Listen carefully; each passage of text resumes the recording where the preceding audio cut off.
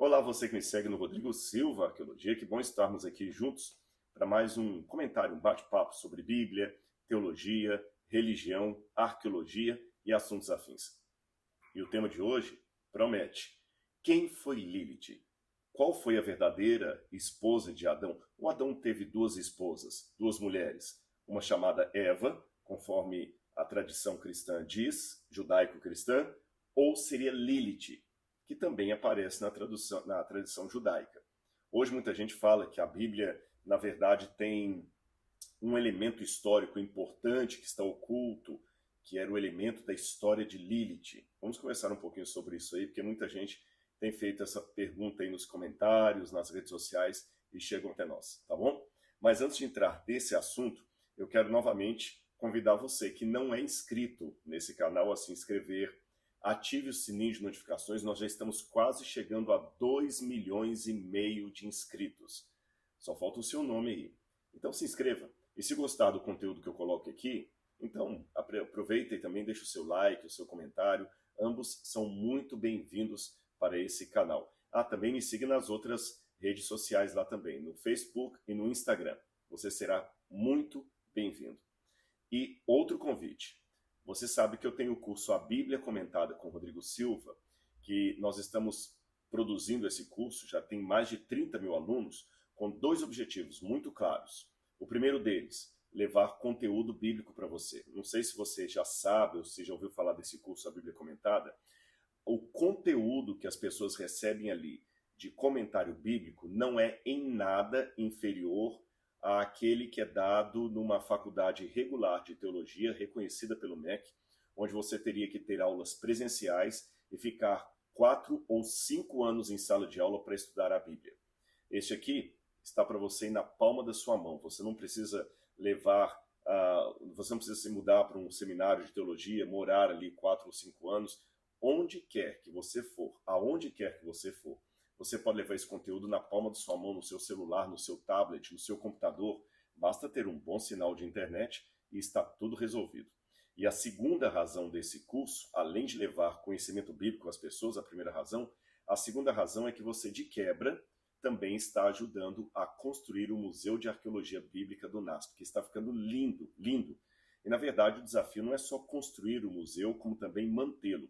Você sabe que a construção e manutenção de um centro acadêmico no Brasil não é nada fácil, principalmente se tratando de museus. Infelizmente, o nosso país é rico por natureza, cheio de histórias para contar, cheio de cultura, não tem, infelizmente, uma tradição de valorização dos museus. Nós temos bons museus no Brasil, mas ainda são pouquíssimos em relação a museus que há nos Estados Unidos, na Europa, em outras partes do mundo. Então, essa é a contribuição que nós queremos deixar aqui através do MAB, Museu de Arqueologia Bíblica do NASP. São mais de 3 mil peças arqueológicas ali, 80 a 90% delas aproximadamente são peças originais, algumas réplicas, e ali você pode ter uma imersão na história bíblica. E quando o museu ficar pronto no final desse ano, você é meu convidado para estar lá. E se você foi um dos alunos do curso A Bíblia Comentada, você vai ter o seu nome ali, guardado naquele museu, num lugar visível, onde você pode localizar o seu nome ali, de maneira que você tenha assim, aquela sensação agradável. Eu estou adquirindo conhecimento útil, conhecimento bíblico, de maneira acadêmica, de maneira teológica, e, ao mesmo tempo, eu ajudei a construir aquele museu ali, aquele centro acadêmico. Então, o que você está esperando? Eu vou deixar o link aqui nesse vídeo, onde você pode clicar e se matricular no nosso curso, tá bem? Bom, vamos lá. Eu quero falar com vocês um pouquinho sobre a Lilith. Quem era, afinal de contas, essa mulher? De onde vem essa história? Para quem talvez está chegando agora nesse debate sobre Lilith, eu quero dizer que esta personagem feminina, é claro, ela se tornou um emblema de muitos discursos feministas agora do século XX e século XXI. Ela é um emblema de libertação da mulher, de feminismo, de ativismo em prol dos direitos da mulher. Lilith foi colocada assim quase como que, sei lá, o símbolo máximo disso aí, por muitas mulheres, especialmente no Ocidente. E, como sempre acontece nesse tipo de recurso idealístico, há sempre aquela teoria da conspiração que Lilith é uma história que foi censurada na Bíblia, uma história real que abalaria as estruturas do cristianismo, mas que o patriarcado opressor fez com que saísse da Bíblia para apagar aquilo que muitos chamam de feminismo sagrado. Alguns falam que o grande símbolo do feminino sagrado seria a Maria Madalena, outros que foi apagada, outros apontam para mulheres do Antigo Testamento, para até a Áshera, ou Azera, como falamos em português, como sendo a deusa mãe, esposa de Javé. Até isso aparece aí, uma tradição que já vem desde a época de apostasia de Israel no passado. E também temos a figura da Lilith, colocada ali na criação do mundo no livro do Gênesis. Há várias versões dessa história.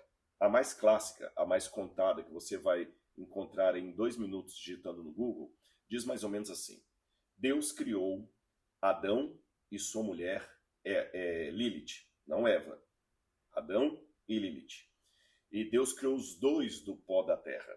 E quando Deus os criou, Deus deu a seguinte ordem: você é Adão, você é Lilith. Lilith, você deve se submeter ao seu marido, Adão. Você deve ser inferior a ele. Ele deve dominar você. E na relação sexual, Adão deve ficar sempre por cima de você. Mas a Lilith, como boa feminista, ela não aceitou essa postura machista, patriarcal de Deus. Ela se rebelou contra aquele sistema de patriarcado.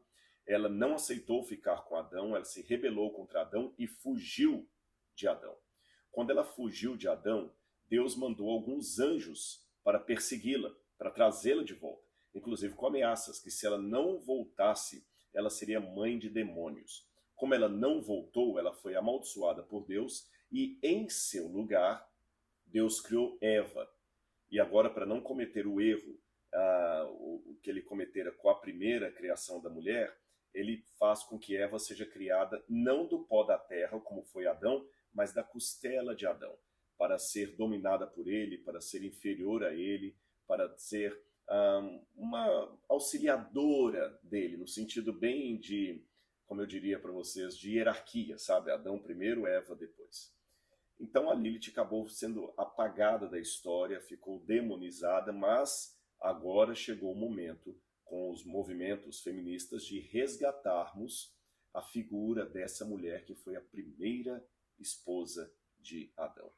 A primeira coisa que me chama a atenção aqui é que muitos que propagam isso são também os mesmos críticos que levantam o dedo contra o livro do Gênesis, falando isso é pura lenda, mitologia. Mas com a mesma força que eles acusam Gênesis de ser uma mitologia, eles querem trazer à baila uma outra figura mitológica como sendo quase que um evento histórico a ser resgatado, uma verdade a ser resgatada. Veja, se é uma mitologia, qual o problema dessa mitologia hoje ter ou não ter um determinado personagem? Mas é lógico que por detrás dessa tentativa de resgate de Lilith está também aquela demonstração de rebeldia contra o sistema opressor que apagou a figura da mulher da Bíblia Sagrada. Então eu vou fazer o seguinte para explicar isso. Primeiro eu vou falar qual a minha posição sobre essa história de Lilith, o que eu já estudei sobre isso, e no final desse vídeo, fique comigo até o final, eu vou fazer uma leitura da criação de Eva no Gênesis para saber se realmente ali tem alguma pista dessa segunda mulher de Adão, ou dessa primeira, melhor dizendo, que Lilith seria a primeira, e ao mesmo tempo se o texto bíblico de fato é um texto misógino com relação à criação de Eva como sendo algo inferiorizada em relação ao homem e tudo mais. Vamos lá. Ainda nessa história de tentar achar resquícios da tradição de Lilith no livro do Gênesis, o que os defensores ou os recuperadores do mito de Lilith querem dizer é o seguinte: há 2 relatos da criação no Gênesis. Isto eles apontam a partir da chamada teoria das fontes, que é uma teoria que hoje já está desacreditada por muitos acadêmicos, mas ainda segue forte, defendida por outros acadêmicos. Eu não vou ter tempo aqui nesse vídeo de explicar tudo, aliás, se você assistir o curso A Bíblia Comentada com Rodrigo Silva, eu dou uma aula inteira sobre a a história das fontes, de onde vem essa questão das fontes, da autoria do livro do Gênesis, ou das autorias, como eles dizem. Então assista lá, está na aula que eu dou sobre o livro do Gênesis. Aliás, eu quero até aproveitar, já que eu interrompi para falar do curso, e fazer um convite. Se você está assistindo esse vídeo e é aluno do curso A Bíblia Comentada com Rodrigo Silva, ou também daquele documentário que eu fiz, A História do Povo de Deus, eu vou deixar os dois links aqui, A História do Povo de Deus, e você gostou dos dois conteúdos, tanto da História do Povo de Deus, como da Bíblia Comentada com Rodrigo Silva, então deixa o seu comentário aqui, tá bem? Deixa o comentário, fala o que você achou, para que outras pessoas possam, de repente, pelo seu comentário, ficarem interessadas nesse conteúdo e ver se vale para elas também, tá certo? Eu vou só apenas dizer aqui que os defensores dessa hipótese documentária, dessa teoria das fontes, dizem que há, grosso modo, 2 relatos do Gênesis, da criação do mundo. O primeiro relato iria do capítulo 1, versículo 1, até o capítulo 2, versículo 3, tá certo?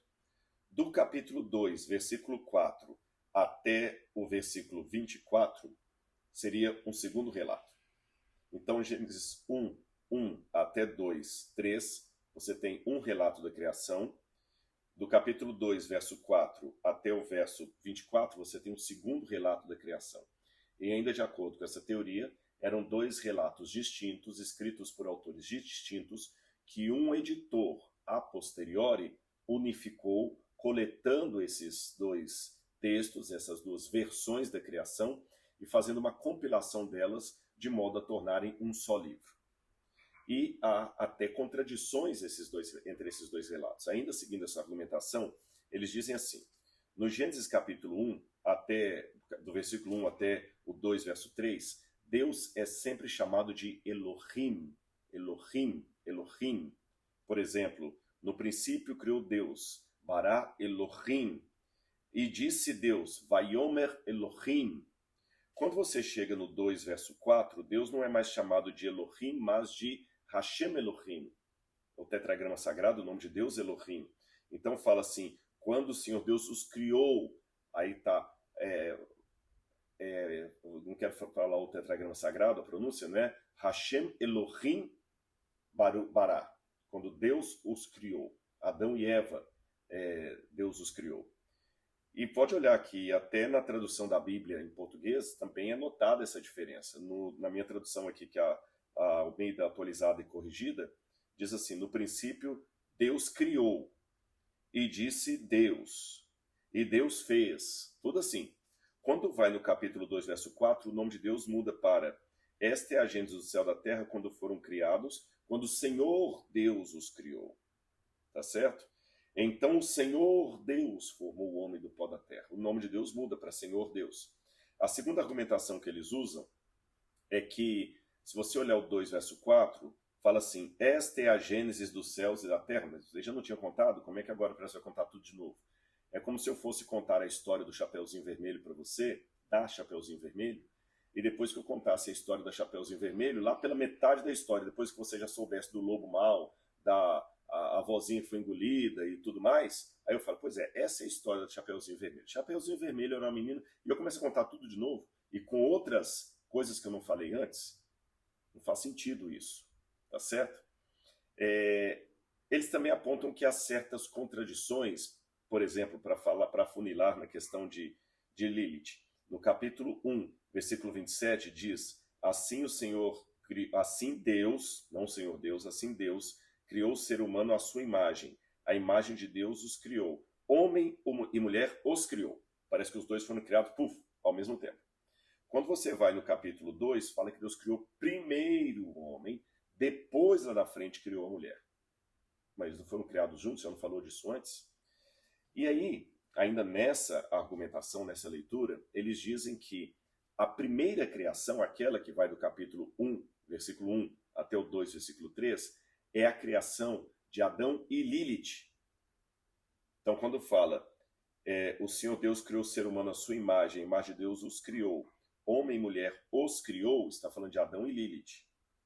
Quando no capítulo 2 fala que Deus criou primeiro o homem e depois a mulher, aí essa mulher que seria Eva.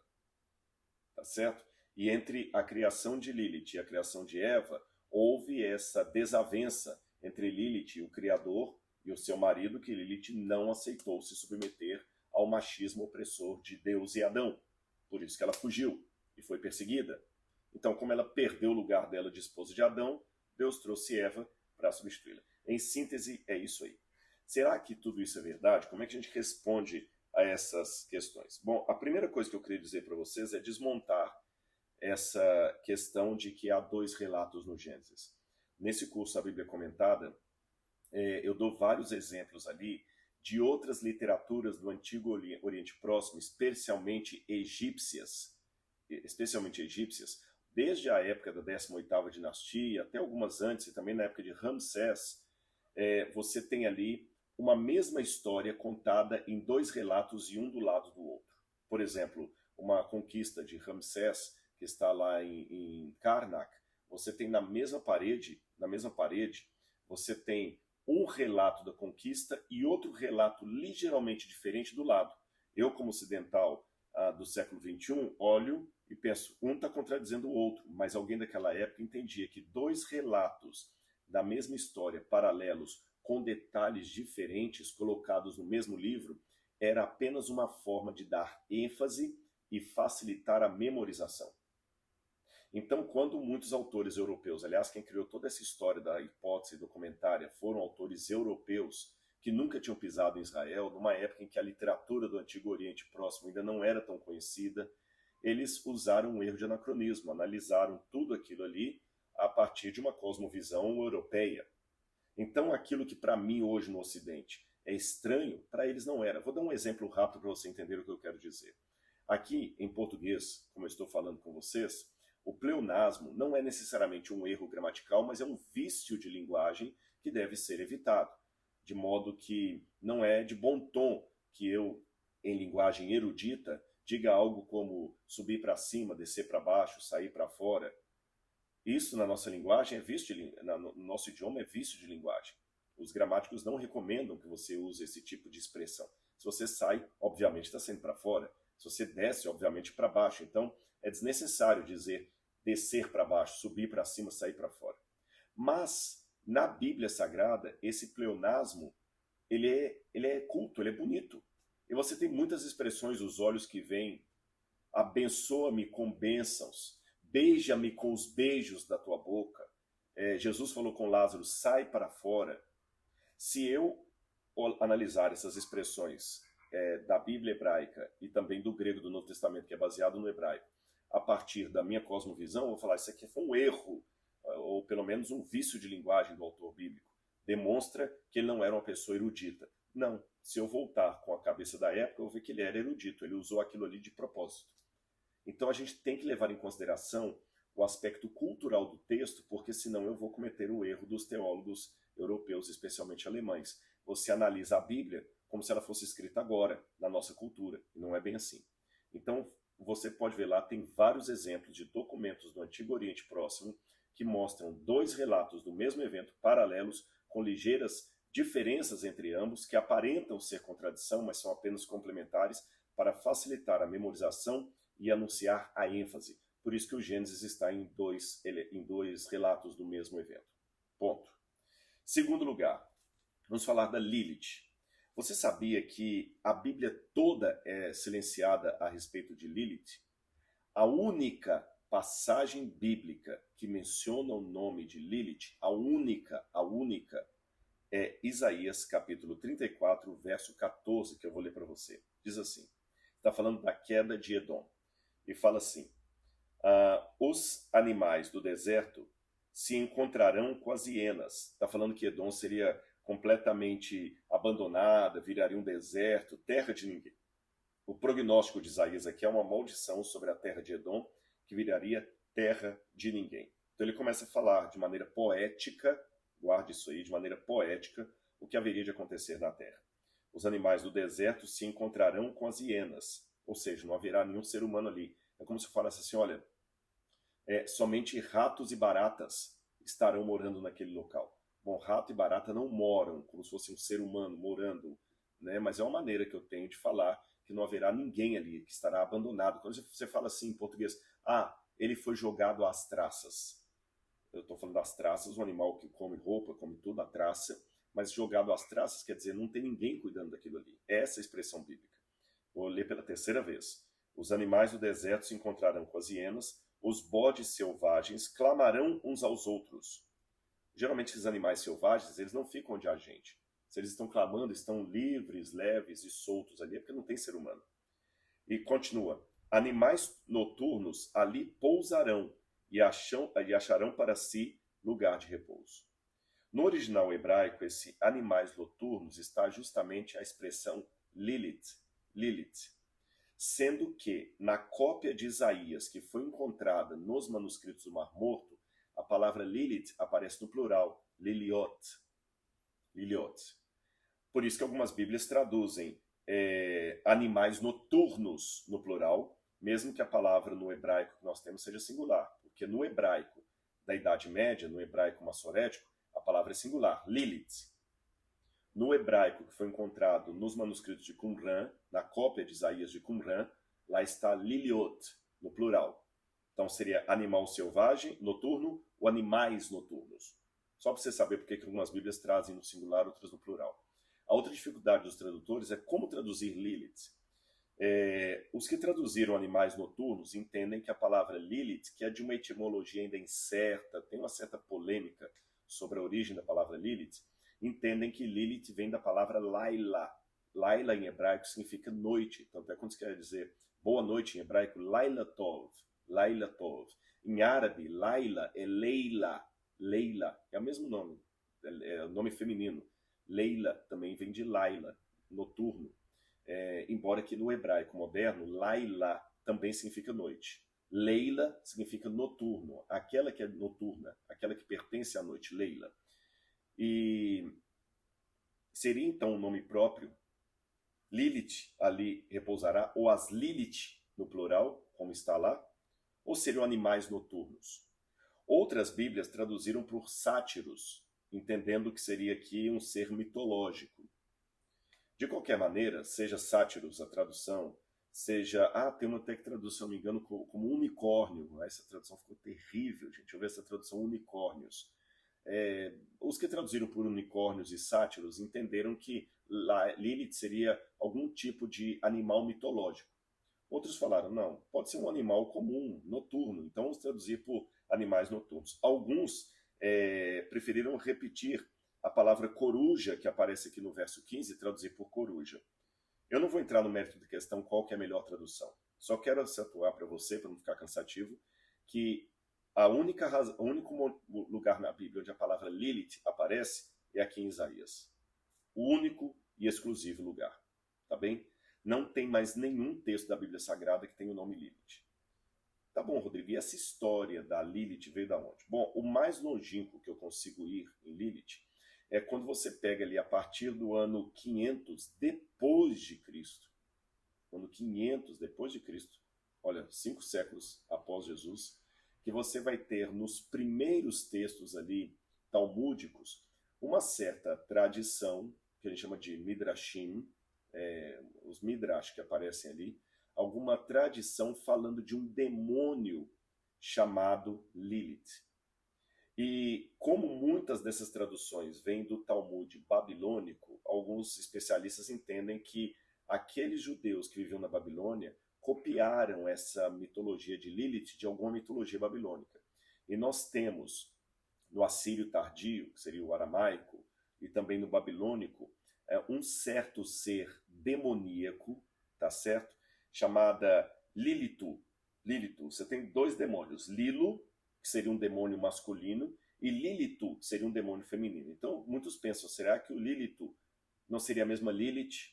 E o que a mitologia babilônica fala dessa Lilith? Bom, apenas que ela era um ser demoníaco, que assombrava mulheres, ela era maldita, havia encantamentos sobre ela, e aí é curioso que essa história babilônica, ela aparece também ali nessas primeiras versões do Talmud, falando de Lilith como sendo um demônio que assombrava mulheres grávidas. Eu encontrei pelo menos 3 histórias ali da Lilith. 4. Uma foi aquela que eu contei para vocês, tá bom? que eu falei da Lilith sendo criada primeiro e depois veio Eva. A segunda história é que Lilith seria um demônio que assombrava mulheres que estavam grávidas para tentar devorar as crianças delas. A terceira história que eu ouvi é que Lilith, na verdade, seria um demônio feminino que apareceu na forma da rainha de Sabá, a rainha de Sabá, para poder encantar, seduzir o rei Salomão e tirá-lo dos caminhos de Deus. E a quarta versão que eu tenho da Lilith é que a Lilith, essa é até interessante, que ela que foi a segunda esposa de Adão, que Adão casou-se com Eva, e quando os dois foram expulsos do Jardim do Éden após o pecado, Adão conheceu Lilith, se encantou pela sedução dela e acabou tendo Lilith como sua amante. E aí Deus amaldiçoou a relação sexual de Adão e Lilith, e o que eles conseguiram gerar eram só demônios, demônios que até hoje atormentam os seres humanos. Já de princípio, eu tenho dois problemas aqui com as versões de Lilith, se você percebeu. O primeiro problema diz respeito à época tardia em que essas lendas apareceram dentro do judaísmo. Eu estou falando do ano 500 em diante, 500 depois de Cristo em diante. Aliás, essa versão mais elaborada da Lilith como sendo a primeira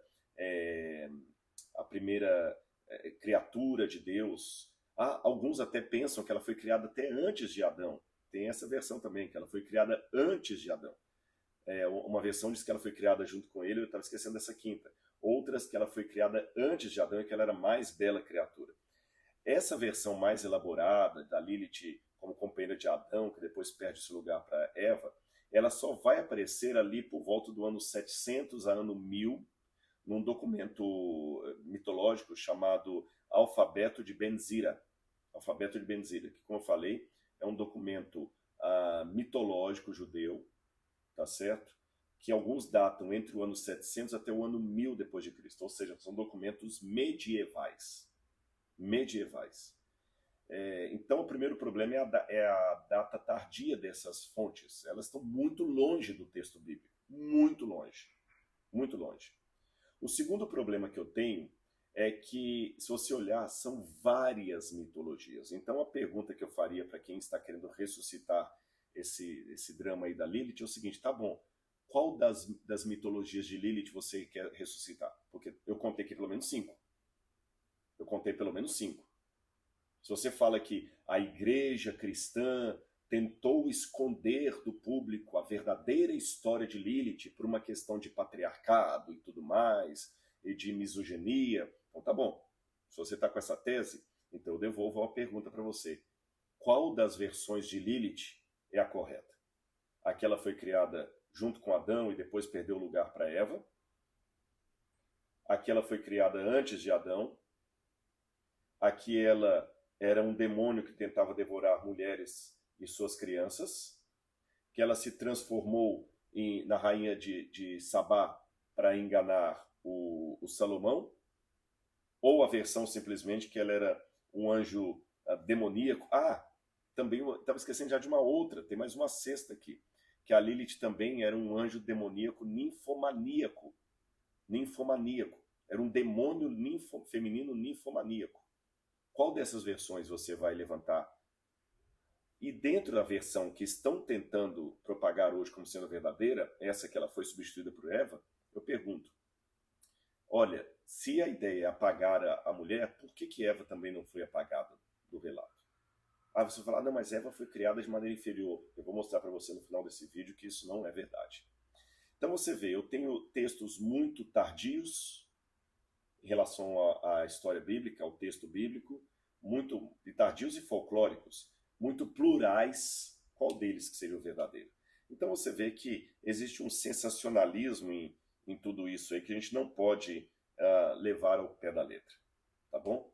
E já que eu estou derrubando alguns mitos aqui, eu vou derrubar um outro mito aqui. Será que Eva foi criada realmente inferior ao homem? Eu já expliquei isso em outros vídeos e talvez você já ouviu isso ou até na aula que eu dou lá no curso A Bíblia Comentada, mas eu acho que vale a pena repetir aqui apenas à guisa de didática ou de esclarecimento.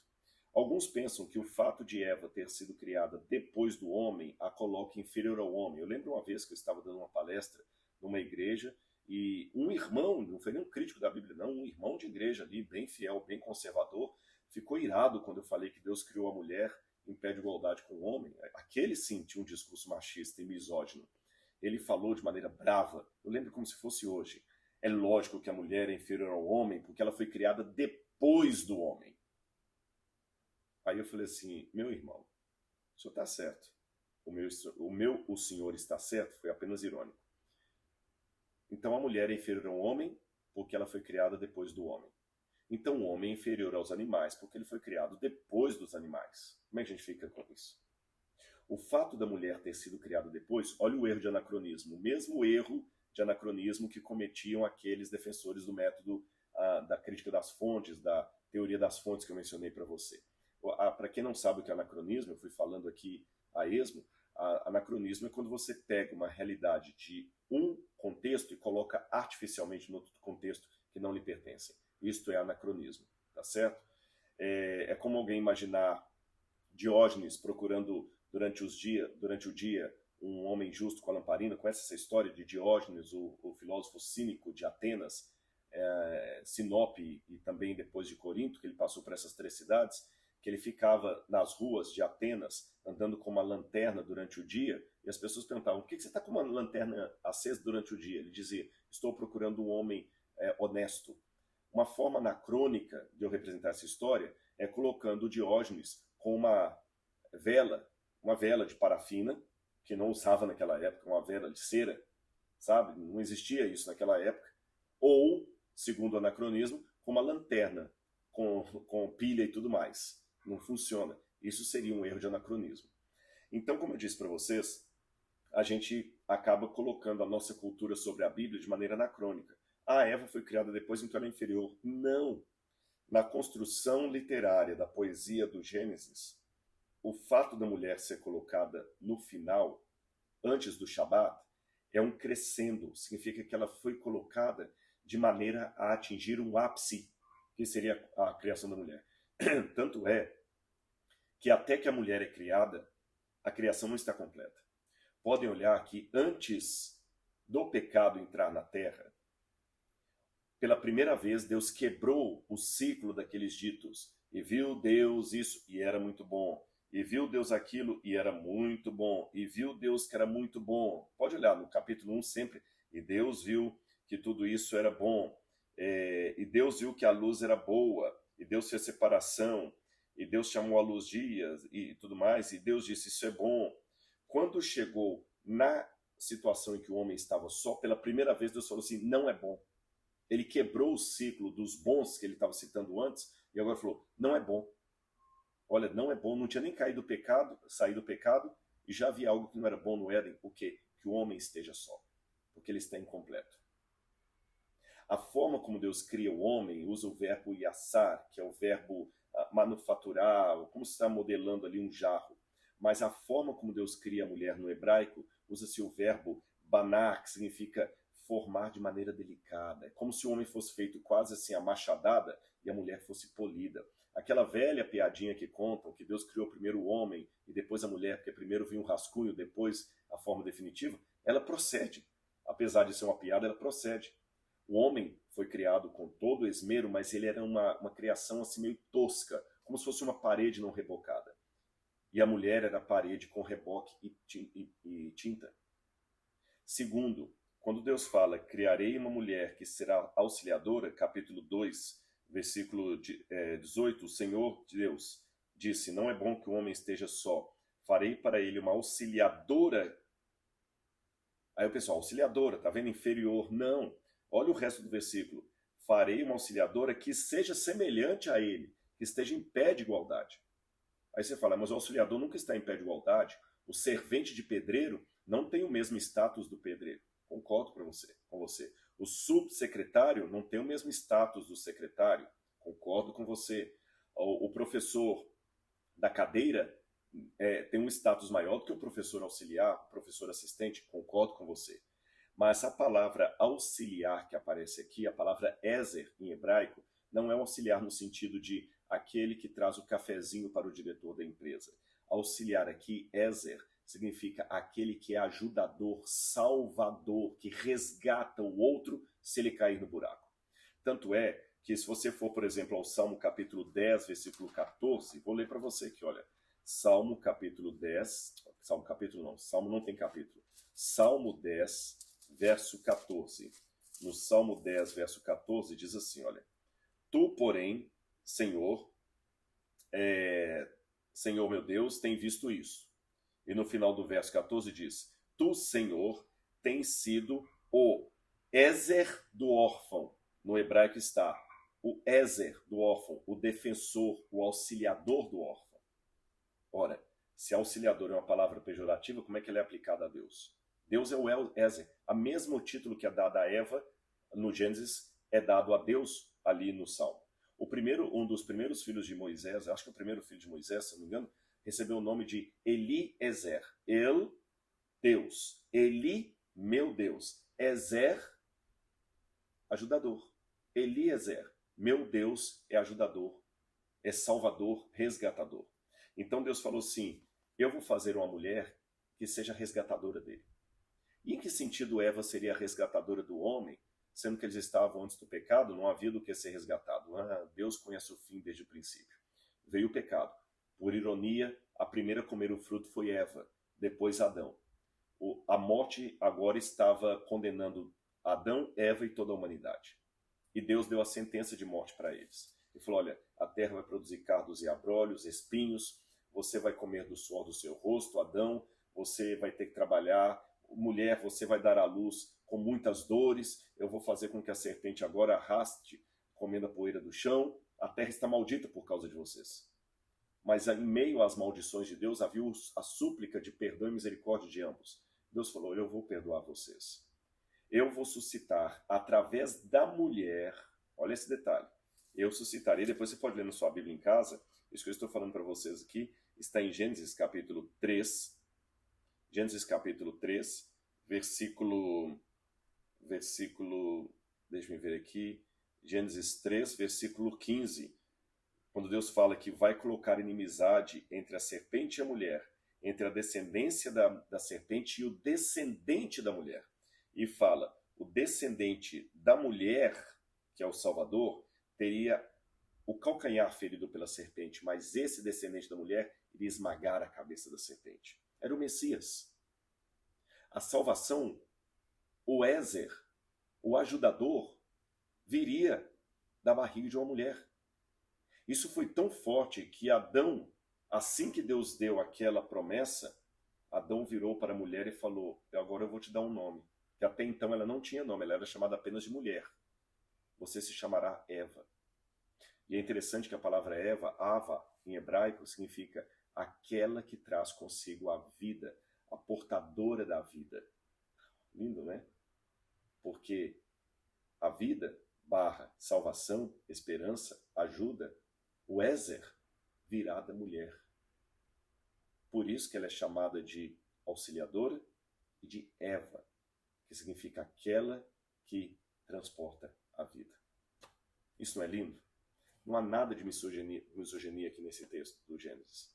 Há, sim, um anacronismo em ler no texto algo que o autor sagrado não tinha a menor intenção em escrever. Espero que você tenha gostado desse conteúdo. Se gostou, deixe o seu like aqui, o seu comentário. E não se esqueça de escrever no curso A Bíblia Comentada com Rodrigo Silva. Você vai gostar do material que tem ali. Um grande abraço e até o nosso próximo encontro. Tchau, tchau.